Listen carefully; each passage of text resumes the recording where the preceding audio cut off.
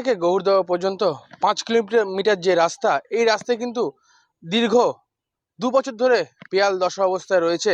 একাধিকবার প্রশাসনকে জানানোর পরেও কিন্তু এই রাস্তা শুরু হয়নি। বারবার মিলেছে আশ্বাস।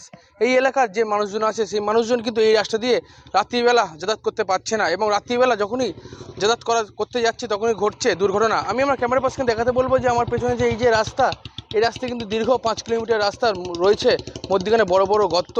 ইতিমধ্যেই কিন্তু প্রশাসনের তরফ থেকে যে আশ্বাস দেওয়া হয়েছে যে পুজোর মধ্যে কিন্তু এই রাস্তা তৈরি হয়ে যাবে, এমনটাই। সেদিকে আমাদের নজর থাকবে যে পুজোর মধ্যে কি এই রাস্তা তৈরি হয় কি না হয়। অনেকটা নেই, গাড়ি ঘোড়া নেই, না, রাস্তা কেমন অবস্থা? খুব বাজে অবস্থা, হ্যাঁ, খুব বাজে অবস্থা। সত্যিকারে আমাদের দীর্ঘদিন ধরে ঘুটিয়ারি সাহেব রেল স্টেশন থেকে পিয়ালি রেল স্টেশন পর্যন্ত রাস্তাটা সত্যিকারে খারাপ হয়ে গেছে দীর্ঘদিন ধরে।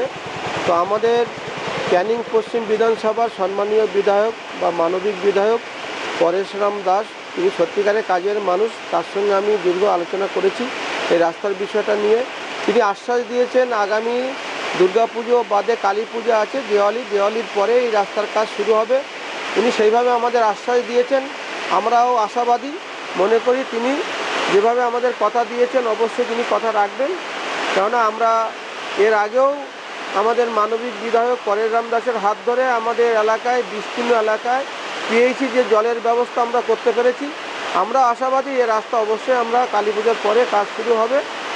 বিধায়ক কথা দিয়েছেন মানে অবশ্যই হবে। যেসব সমস্যাগুলো রয়েছে অবশ্যই তিনি কাজ করবেন। আমরাও আশাবাদী আগামী দিনে আমরা মানুষের বা সাধারণ জনগণের যেসব সমস্যা রয়েছে তার সমাধানের জন্য অবশ্যই আমরা চেষ্টা করছি বা চেষ্টা করব। আমার শহর পিয়ালি থেকে প্রিয়গোপাল মুখার্জি রিপোর্ট, কলকাতা টিভি।